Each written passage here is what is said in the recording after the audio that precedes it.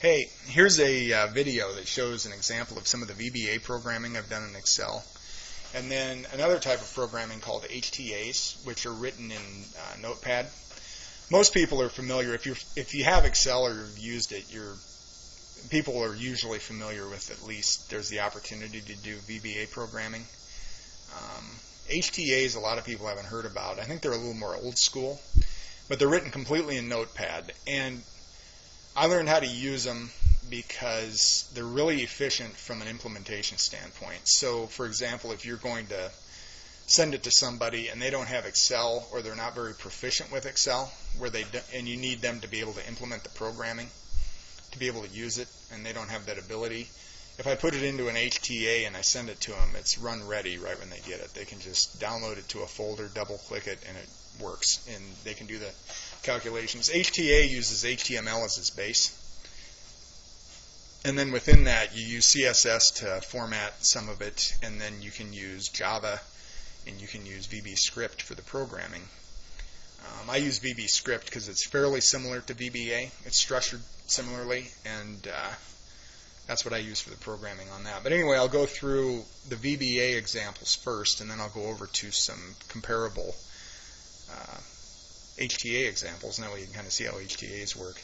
The first one's bend compensation. And this is used to design formed sheet steel. And so this is used to figure out the flat pattern width on a formed piece of steel. So you know what the finished product needs to be. And let's say you want a 5x5 angle. And we're not going to worry about what the length is because that's not affected by this. But let's say it's 5x5. And so you want to, so you know your formed width. Your formed width is going to be the mold lines added together, and then you're going to subtract your bend compensation. So on a 5x5 angle, the mold lines summed together are 5 plus 5, so your formed width is 10 inches. If you know that the inside radius is 0.125, depending how your folder works, and your bend angle is 90, and your thickness, let's say it's 11 gauge. That's a little bit thick for 11 gauge, but typically that's close enough. 11 gauge is like 0.11, I think, on 0.11 to 0.12, I think, on the mill reports we used to get. But it didn't affect tolerances too much whenever we formed it. So anyway, you'd end up with a bend compensation of 0.22. So your formed width, or your flat width, would be 10 inches minus 0.22, so it'd be 9.78. And that, when you cut that on the laser, you draw that in AutoCAD, DXF it out, and put it into your nesting software, and it would cut that piece. That's what you would draw it at.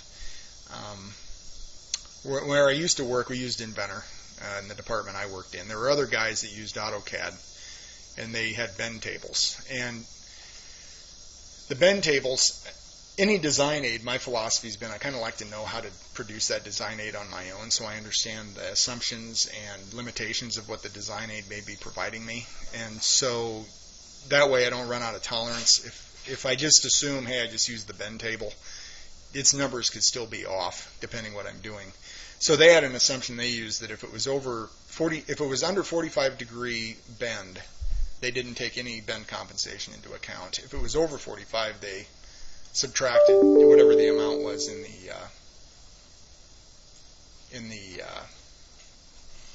on the bend table, which is based on a 90 degree angle.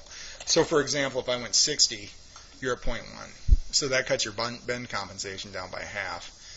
So your flat pattern width should be 9.9 instead of 9.78, which is basically about an 1/8 of an inch difference. So if you made the assumption they were making, your angle would end up being 4 and 15/16 inch legs rather than 5 inch.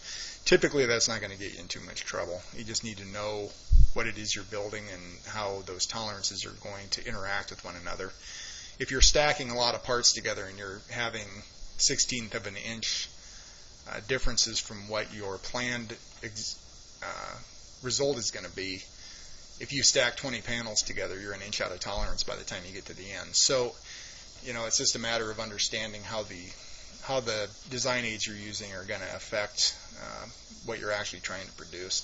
This here takes that out of the equation. I just wanted to have a program that I could quickly, you know, if we ended up using a different folder or different things were happening and there were dynamic inputs and we didn't have a bend chart, I could go to this and just have the result right away. So this was pretty handy.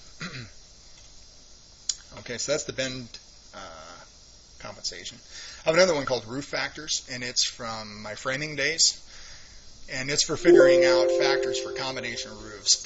Common roofs are where the roof pitch is all the same. So a lot of smaller houses like split entries and stuff, you'll see they're all 412, 512, and 612 pitches on all faces, even with a hip.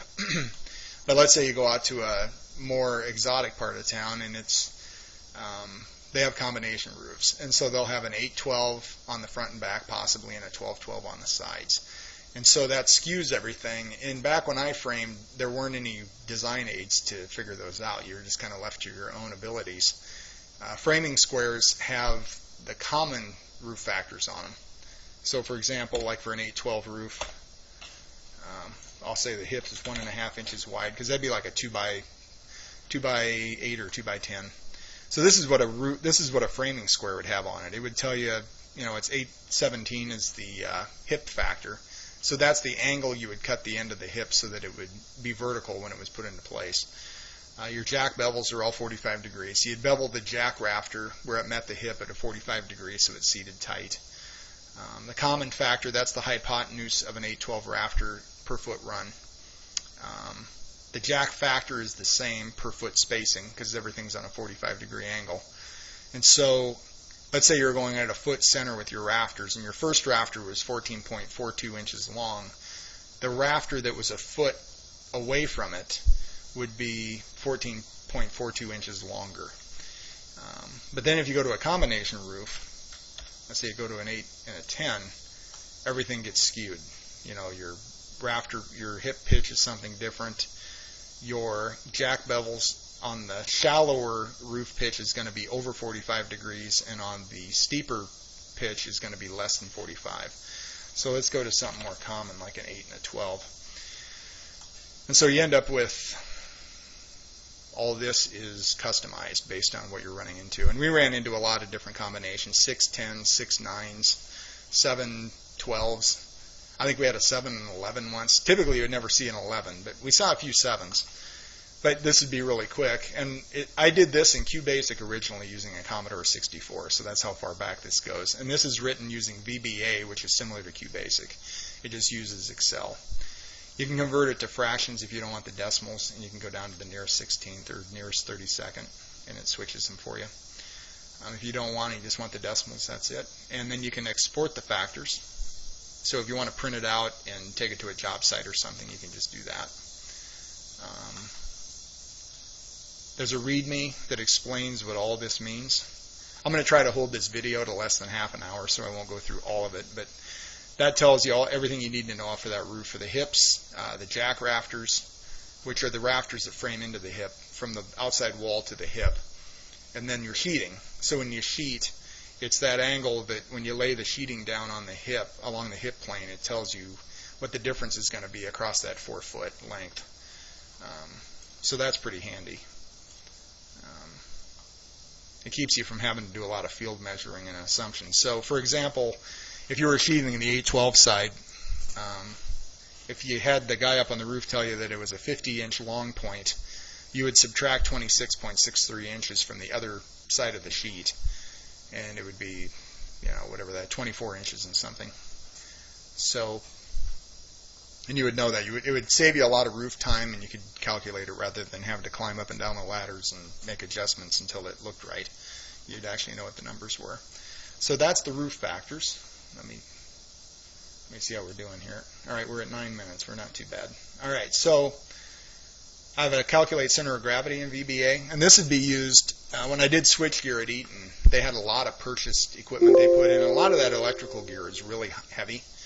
And so it's purchased and you put it inside the building. It can really skew where the center of gravity is on the building. So you could either, a lot of that I tried to get modeled in Inventor, and Inventor would give you a center of gravity. But also I would do a hand check here, and then some of the stuff, they were still stuck in AutoCAD. And so you would need to do it by hand. So this is an aid that would allow you to type in the different components and what their weights were and where their center of gravities were individually, and then it would tell you where the overall center of gravity was. So you could figure out where to pick the equipment from, so you wouldn't have it want to roll over on the site. So when you loaded it in the truck, and it was being shipped from the plant, or when it was being offloaded at the site, they would know where to pick it, and it would be the most stable. So the example, let's say, give it a name. It's just item 1. Let's see. Item 1, we'll say it's 3,000 pounds. And from our benchmark, it's just 2. We'll say item 2, 4,000. And we'll give that some,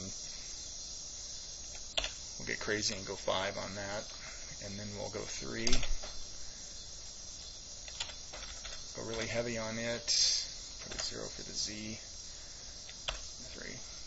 So that would be our center of gravity. Total weight would be 17,000 pounds. And then from our benchmark, it would be 1.176 inches from the X, along the X-axis, 3.2 from the Y, and then it would be vertical. That would be 8.24.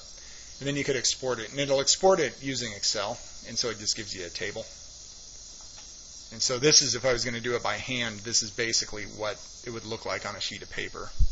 You'd put down each individual weight, each individual coordinate, and then you'd multiply these out, and then you'd summarize them and divide to get yourself these individual numbers. So that's that. So let's do one that, this will explain a little bit of my history with programming. One of the things I said, I always like to know how a design aid was produced.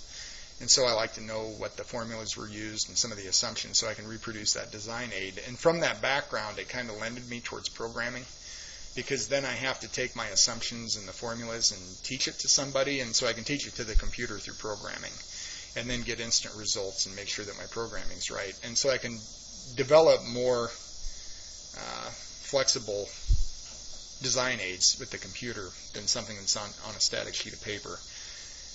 And the way I also learned how to do VBA was I went to Excel forums. There's a lot of different forums out there on the internet. So Excel forums, F-O-R-U-M-S. I went there, and basically the way I learned VBA was by helping other people figure out their problems. Because as far as when I worked at Eaton, and when I worked at, I used to be a structural drafter, I used VBA to write script routines for AutoCAD. So a lot of rudimentary process type things that I might spend an afternoon doing as a drafter that I could just, that were repetition. I could just write through a script.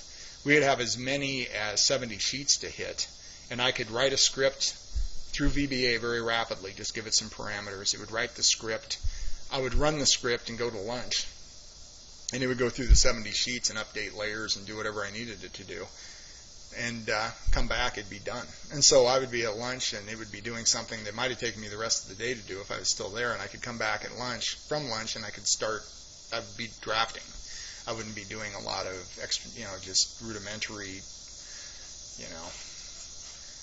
the same process over and over again. I'd actually be drafting parts and doing things like that. So it was really efficient to be able to do that. But anyway, when I went to Eaton, or Pedersen, they used Inventor, and it has a major Excel programming ability with it too. And so to learn, and then they had an estimating department, and they had a lot of Excel programs they used that they wanted to have somebody new programming how to make them more efficient. So I would go to Excel forums, and I would just I would look at questions, and then I would try to solve them. And that's how I learned that's how I honed my programming skills, just by helping other people give me problems that I could figure out, because I didn't really have a need on my own, so I would just go see what other people were looking for, and it taught me how to do it. So here's one of those examples. It would be an anagram solver, which I think you would use this like for Scrabble. So if you're trying to cheat a little bit or just come up with words quicker. So what you do is, you can use this will take up to 30 letters. But let's say I think Scrabble's 7. So I'll type in, let's see, I typed in 7 or 8. That's 7. Okay. So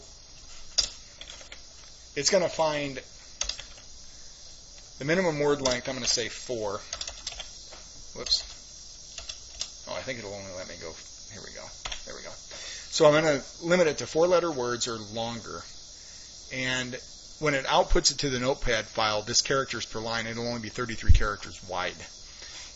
Notepad, when it exports to Notepad, if you don't put a limitation on it, it'll just put it all in one line. So if it ended up being 5,000 characters total, it would just be in one line and it'd almost be unreadable. So this allows the user to determine how wide of Notepad output they want, up to 120 characters, and it's going to return. So this has a progress bar with it, or not a progress bar, but a progress note, because it runs long enough that it,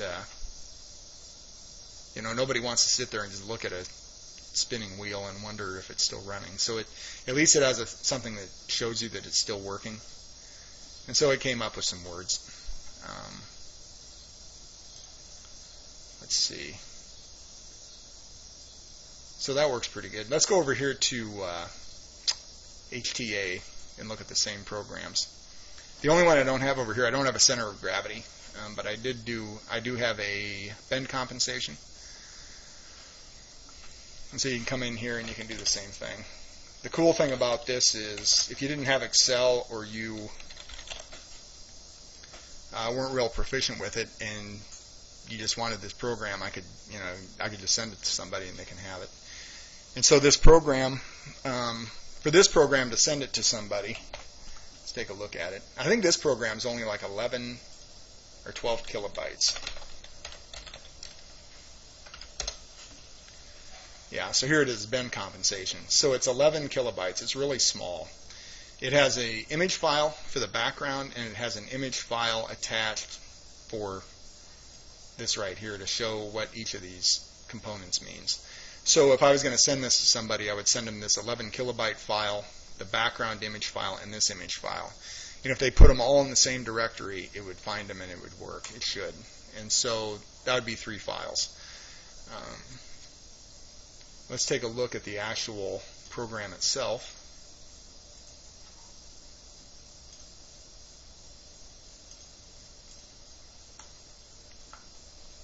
So the way this is laid out, it's just in Notepad. So if you have Notepad, you can do this, and the computer understands it. So it starts off, it's HTML, and then there's a head section, which gives you the title that's going to show up here. On this one, it's application palette.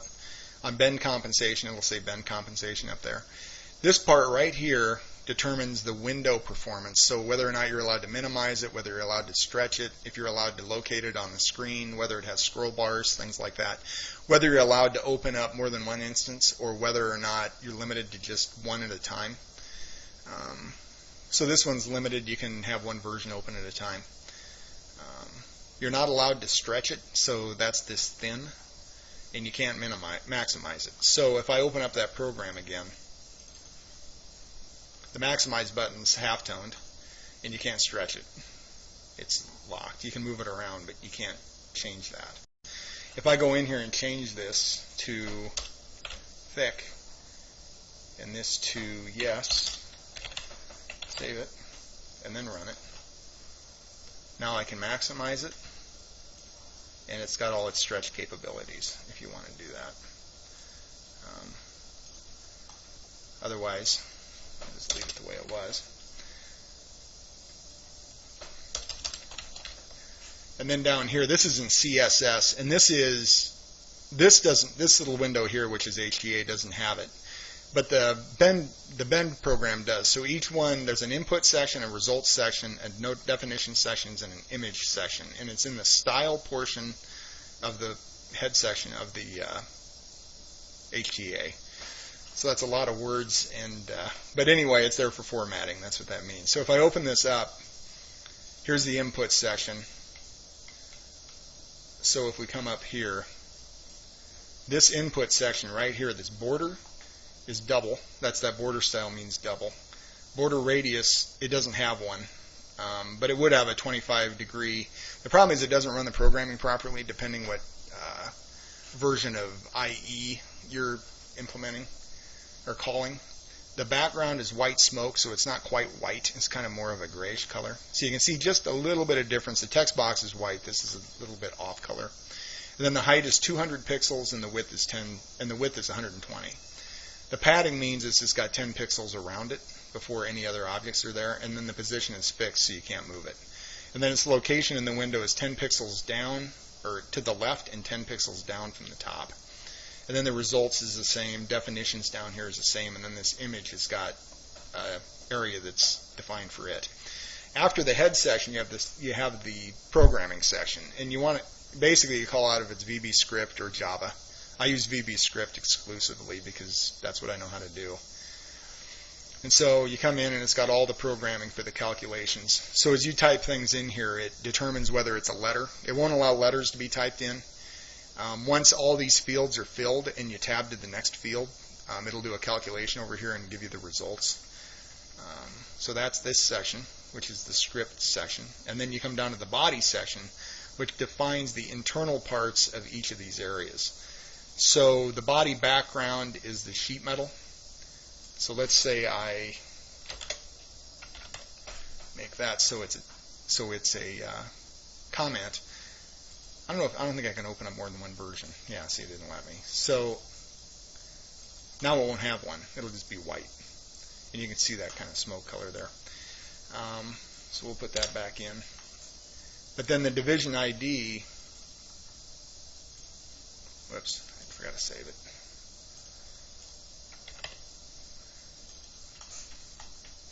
So the division ID is, so you're going to define what's within the input section.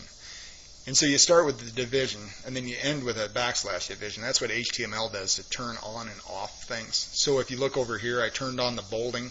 Within two little carets, greater than and less than signs, I've got a B. That means that any text after that will be bolded. And then once I turn it off down here, that backslash B turns off the bolding. So that's how that HTML programming works. But anyway, you look at the input section. The font face is Arial, so it's going to be Arial. Its font size is 3 pixels. Bolded, italicized, and underlined. So then input section is the text, and that's right here. And then after that, it puts in a break, so it puts in a return. And then it shuts off the underlining, the italicization, and the bolding. And then it does a paragraph, which gives it an even bigger space. And then it comes down here with its inside radius, text, bend angle. So inside radius, that's written right here, and that's that text. And then I do an input box, which is this text box right here. And then that's its name. And then over here on key press, it checks inside radius. So it goes to look to make sure that you're not trying to type in letters. It only accepts decimal points and numbers, and it only accepts one decimal point. If it has a decimal point already, it doesn't reflect the second one. So if I come in here and I type letters, it won't do anything. If I type numbers and then I do a decimal, and then I try to do another decimal, it won't let me. It's got some safeties in it. And so that's what it's doing. Every time I hit a key, it bounces up, checks real quick, and then comes back. Other than that, that's how HTAs are laid out. So hopefully you're still, if you're not still here, that's okay. I know I get a little bit long-winded with this sometimes, but it's kind of interesting to see how it works. Let's see. So we got bend compensation. Roof pitch is completely standalone. It's 41 kilobytes, I think. Yeah, there it is, 41. And so let's say I've got a 6 and a 10 and a 1.5. Let's say I decide I want to change this to a 12. So I've always got it so it'll switch them so that the steeper pitch is always the second one. It's kind of convention. Let's do an 8. And then it just updates everything. It's got the same. You can decide you want to convert it to fractions. And then when you're done, you can export it here. And that in Excel, if you notice, it's scrolled. It takes a little more time. This one's instant. It just uses less resources, and then it's got the same README file that it'll go through. You could do all this in like WordPad or in Word if you wanted to format it so that these README files looked a little bit cleaner.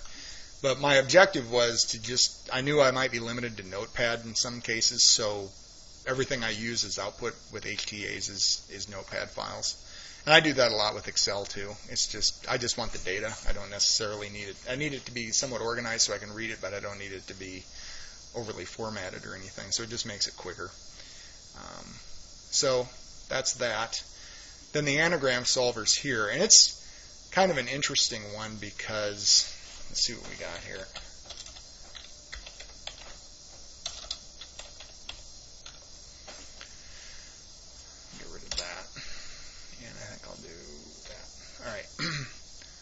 we're going to go 5 letters. So when this thing first runs, it has a interesting thing here. So I'll run it with, I'm going to turn off these alerts. So when I shut that off so it's not suppressing alerts any longer, it restarts the program, and what it does is it actually gets rid of something in the registry keys. The registry keys, what happens is a lot of computers are set so that they're limited to a 5 million, I think it's 5 million calculations through HTML before they throw up this script is running slowly error. So, and it's not because it's running slowly or anything else. It just has a lot of calculations to do, and they might not take that long, but it just gets to 5 million and it automatically throws this error. So if I run this, it's going to load the dictionary first. If I don't close this program again, I can run it as much as I want, and the dictionary has already been loaded. It'll only do that part one time. And then it searches the dictionary, and then it gives me this error. The script on this page is causing your web browser to run slowly. So if I hit no, it continues to run. And it'll still give me results. But if I want to get rid of that, I suppress alerts. And what it does is it closes this program, goes out, adds just a quick line to the registry key. It has to close the program in order to, because when it reloads the program, it reloads the registry settings. And so if I don't close the program, you're not going to have, it won't suppress it until you close it and do it manually, so it does it automatically for you. And then if you run it now, it'll have to reload the dictionary.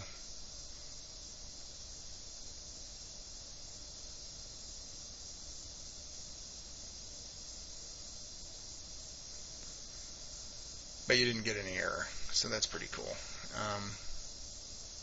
So there we go. So that's HTAs.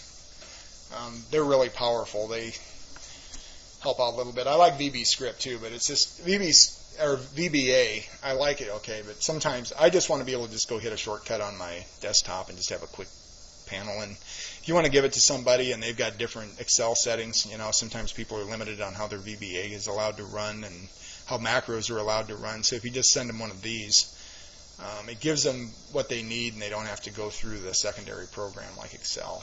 So, a little more detail. They're not as graphical to write, but they're easy once you know the programming language. They're not too bad. So that's that. So we're almost at a half hour. I'm going to show off a couple other things just because I guess we're here. So anyway, I got on Excel forums. I had somebody that had a question on how to run a timer at the same time they were trying to type on their program. And it's interesting, I'd run into that once before, and it was for time tests. And it reminded me back when I was in like 3rd and 4th grade. We'd go into our math. We'd come back maybe from recess or something. And I'm not that young, but I still remember back this far. But we'd come in from recess, and there would be a sheet of paper with 100 questions on it. And they'd just be math problems. And they'd be a mix of numbers from 1 to 10. So it'd be like 2 times 5, 3 times 10, 3 times 6. And they'd be in rows of, I think, 10 across and 10 down. So you'd have 100 problems, and you'd have a minute to do them. So you'd all sit down at your desk, and then she would get everybody in order, and then she would start the clock, and you had to do as many of those in a minute as you could. And so, if you got them all done, then it was based on how much time you took.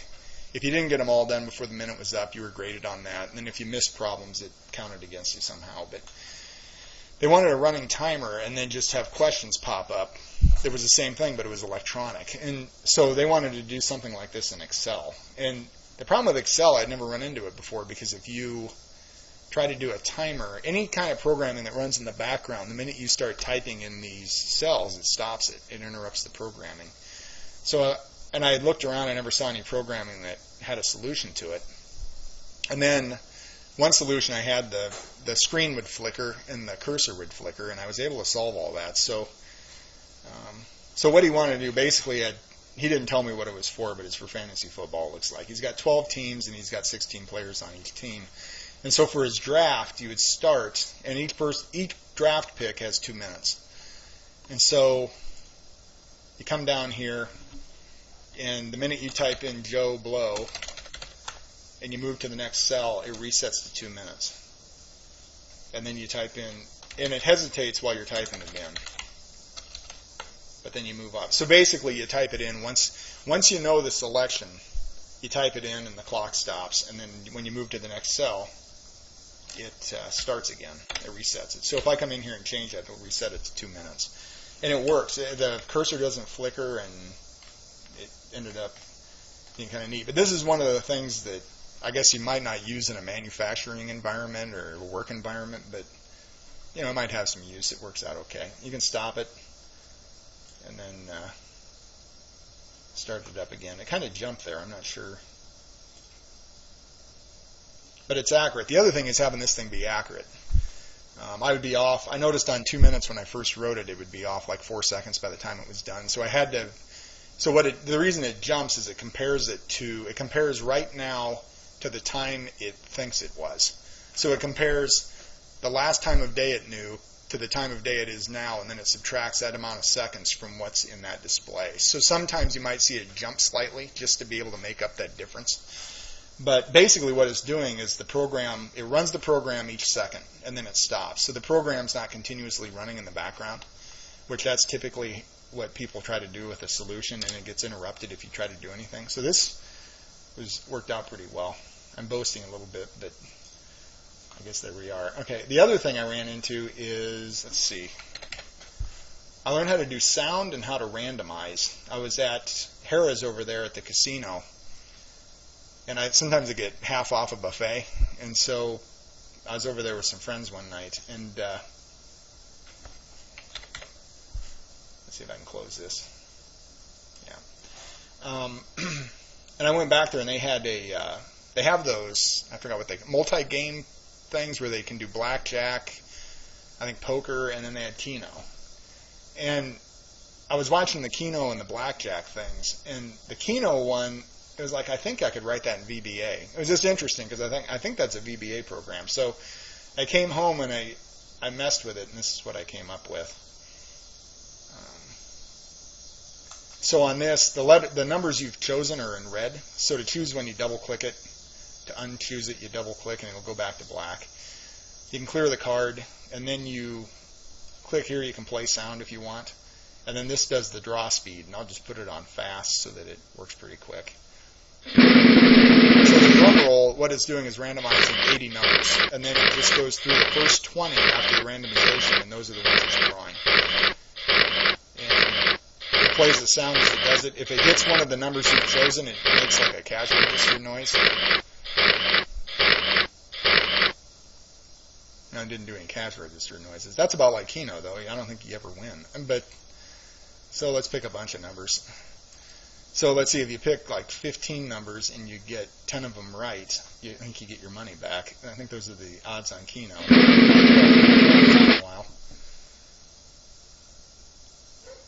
So it's randomizing. When I'm done with this, I'm going to stop. I think the video will be just over a half hour, so at least it gives you some ideas what's available.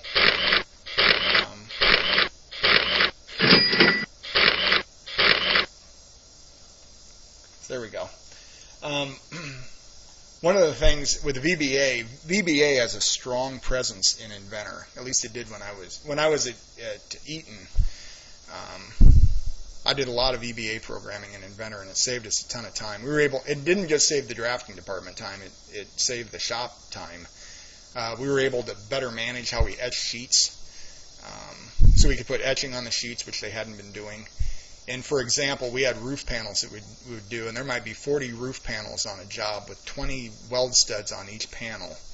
And by being able to do etching and being able to modify the parts through just specification rather than having to do it by hand in Inventor, we could do it very quickly. You could send out parts that would have the etching on them, and it would take the free measuring away from the welders. And so, you figure you got 40 sheets, you got 20 weld studs you have to mark out. The welder has to pull each sheet over, has to go through, mark off every location, and then get out the stud gun and weld them all down. And any angles or anything else he had welded to these sheets, if they were located ahead of time, he's just coordinating with those locations with a print just to make sure it looks generally right, and then just fabricate it. You can cut that time in half. It'd be half the time. Because you figure free measuring, you have to measure 20 studs by the time you pull your tape, mark off 2 directions, compared to how long it takes you to actually put a stud in that location. I think it takes longer probably to measure each location than it does to put a stud there. So, but I'd say they're close to equivalent, so it would reduce it by half. When you're talking about having people in environments they're wearing steel-toed boots and safety glasses and earplugs because there's a lot of sound in the area, if you can cut the time that they're in those environments, it actually provides for some safety, and it also provides for some exponential growth potential because they're able to get done with the manufacturing of your current work in less time, which opens you up to be able to do more work in a regular week. And so you've got exponential growth, which I would define as more work production, more revenue generation with the same amount of resources. You don't need to buy more welders or hire more welders or more computer equipment. You're just able to produce more revenue with the same resources at your disposal. So those type of efficiencies can really make a difference, and it all lays itself down with data management. That's where it all starts, and that's the magic of the programming through VBA and the programming through HTAs. It can have a big impact. It allows you to do things you wouldn't think would make that much difference until you're able to really take large quantities of work and consolidate them down very rapidly with data management. It can make a big difference. So anyway, it's a lot of fun, and it can be frustrating at times too, but that's just when you're trying to learn it. But when it does work, it is really fulfilling. So anyway, I'm about 37 minutes here, so I'm going to stop this video, and thanks.